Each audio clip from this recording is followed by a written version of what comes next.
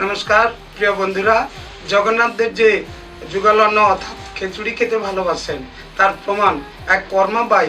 তিনি স্নান গা ধোয়া না করে ভোরে খিচুড়ি প্রসাদ দিতেন। আর এমন সময় এক বৈষ্ণব এসে বললেন স্নান গা ধোয়া না করে ভগবানকে সেবা দিতে নেই। সঙ্গে সঙ্গে কর্মদায় অবাক হয়ে গেল যে আজকে আমি এতদিন সেবা দিচ্ছি, তাহলে ভুল। সঙ্গে সঙ্গে ভগবান সেই কর্মবাই কী করলেন, পরের দিন স্নান করে সেবা দিলেন, কিন্তু দেরি হয়ে গেল।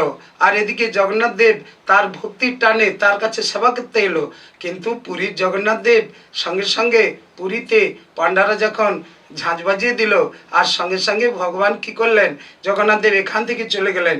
আর মুখে রয়ে গেল খিচুড়ি, গরম খিচুড়ির দাগ। জগন্নাথ দেবের পাণ্ডারা জিজ্ঞাসা করলেন, হে জগন্নাথ, তুমি কোথায় গিয়েছিলে? আমাদের সেবার আগে কে এমন সেবা দেয় যে তোমার মুখে এরকম খিচুড়ির দাগ? সঙ্গে সঙ্গে ভগবান দবিবাণী করলেন, আমি করমার কাছে সেবা করতে যেতাম, কিন্তু আজও রান্না করতে দেরি হয়ে গেছে। প্রিয় শ্রোতা বন্ধুরা, আপনারা এই অদ্ভুত ভগবানের লীলা ও রহস্য দর্শন করুন ও মনে মনে ভাবনা চিন্তা করুন। নমস্কার। জয় জগন্নাথ দেব, জয় জগন্নাথ দেব, জয় জগন্নাথ দেব।